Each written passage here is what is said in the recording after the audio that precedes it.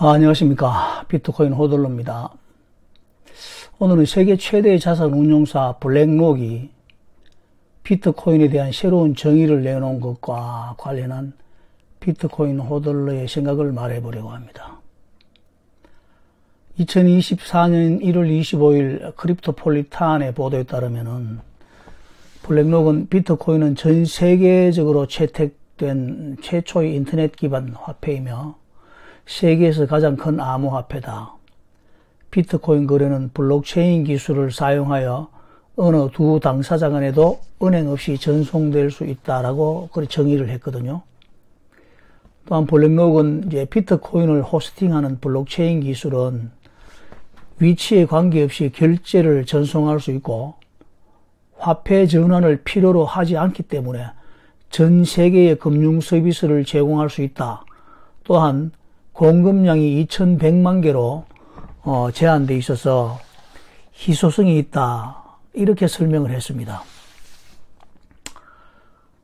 이러한 블랙록의 정의에 대한 크립토폴리탄의 보도를 보면서 저는 그 의도에 의구심을 가질 수밖에 없는 이유를 몇 가지 말해보려고 합니다. 비트코인 맥시멀리스트나 비트코인 호들러 그리고 비트코인 투자자들의 입장에서 보면 블랙록이 이 같은 정의를 내리는 것은 완벽하게 뒷북치는 소리임이 틀림이 없습니다. 너무나 당연한 사실을 십수년 지난 지금 자신들이 무엇을 규정할 권한이라도 있는 듯이 당당하게 정의를 내리고 있다는 사실입니다. 먼저 이런 정의를 내리기 전에 지금까지 자신들의 무지함과 무능함에 대한 반성이 있어야 된다는 것을 말하는 것입니다. 그 전에 블랙록의 CEO 레리 핑커 헛발질 이거부터 한번 짚고 넘어가야 할 것 같습니다. 2년 전에 블랙록의 레리 핑커는 자신이 그동안의 그 기존의 입장에서 완전히 돌아서서 이제 비트코인을 다음과 같이 이렇게 정의를 하게 됩니다. 그러나 그때만 해도 비트코인이 화폐가 될 것이라고는 생각하지 않는다 이렇게 말했거든요. 그때 말한 것을 보면 이렇습니다. 비트코인은 국제적 자산입니다. 특정 통화를 기반으로 하지 않기 때문에 사람들이 대안으로 사용할 수 있는 자산으로 기능을 할 수 있습니다. 그러나 저는 비트코인이 화폐가 될 것이라고는 생각하지 않습니다. 하지만 우리는 디지털 화폐를 만들 것이며 블록체인을 사용할 것입니다. 이렇게 말했거든요. 그러다가 갑자기 블랙록은 비트코인 현물 ETF 신청을 하고 SEC의 승인을 받아내게 됩니다. 2014년 1월 10일 SEC는 블랙록의 비트코인 현물 ETF를 포함해서 10개의 다른 ETF를 이제 승인을 했습니다. 비트코인 ETF는 투자자들이 암호화폐를 직접 보유하지 않고도 비트코인 가격 변동에 노출될 수 있는 그런 금융상품인 걸 아시죠? 비트코인의 성과를 추종하려는 그런 상품이라는 것입니다. 투자자들은 비트코인을 구매할 때 그들은 기초자산으로 비트코인을 사용하는 그 펀드의 주식 또는 단위를 이제 사는 것입니다. ETF의 가치는 비트코인의 성과를 추종하도록 설계되어 있기 때문에 투자자들에게 디지털 지갑이나 또 암호화폐 거래소를 사용하지 않고도 비트코인의 투자는 대안적 옵션을 제공한다 이 말입니다. 여러분은 블랙록의 이 같은 행보에 관해서 어떤 생각을 하고 계십니까? 저는 비트코인에 대한 블랙록의 그 지금과 같은 생각이 틀렸다고 말하는 것은 아닙니다. 다만 블랙록의 그 비트코인에 대한 스탠스가 좀처럼 이해가 되지 않습니다. 물론 이제 자산 운용사로서 어쩔 수 없는 그런 상황이 있을 수는 있겠으나 그러나 자신들의 이러한 행보가 비트코인을 이해하지 못하는 많은 사람들에게 얼마나 많은 혼란을 주고 진실을 왜곡시키는지에 대해서 그 책임감이라고는 눈을 씻고 찾아봐도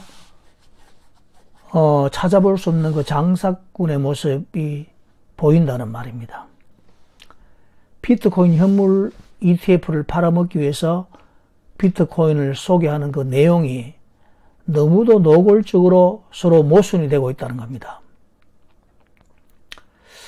이것을 만약에 알고도 이렇게 보도를 하는 것이라면 비트코인 커뮤니티를 농락하는 것이고, 비트코인을 아직 발견하지 못한 사람들에 대해서는 너무도 무책임한 발표라는 것입니다. 뭐라고 예를 들어볼까요? 마치 온 국민에게 그 등산은 건강을 유지하는 데 참 좋은 운동이나 습관이 될 수 있다고 그 홍보를 하고 나서 산으로 모여든 등산객들을 상대로 케이블카를 운행하여 돈을 버는 장사꾼 같은 짓을 하고 있다는 것으로 보인다는 말입니다.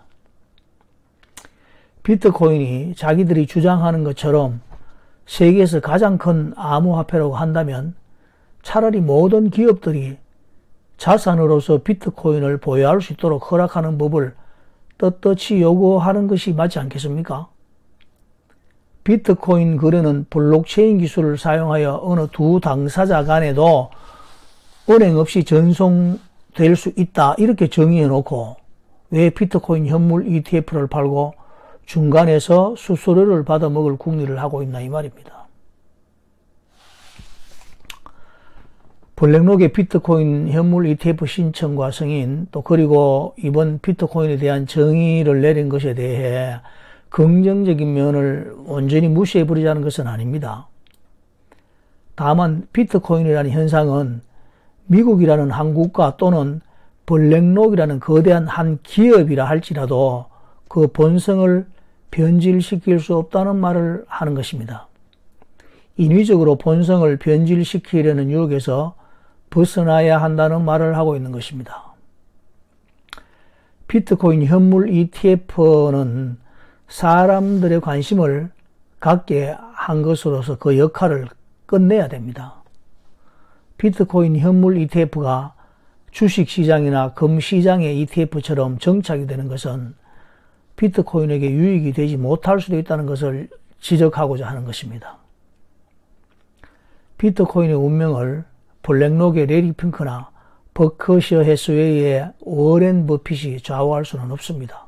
그들이 위대한 투자자이고 훌륭한 자산 운용사의 CEO일지는 모르지만 말입니다.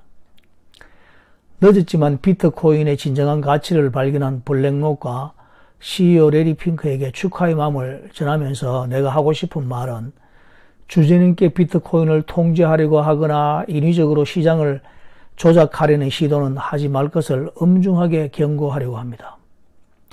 비트코인을 소유한 사람들은 그 가치를 알게 되거든요. 그 가치를 알게 되면은 비트코인은 개인 지갑으로 숨어버리게 됩니다.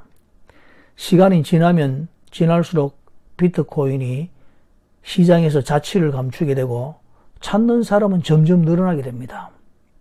그때는 비트코인 현물 ETF에서 현물 비트코인으로 자산이 움직일 것이고, 그 비트코인은 급속도로 빠르게 개인 지갑으로 숨어버립니다.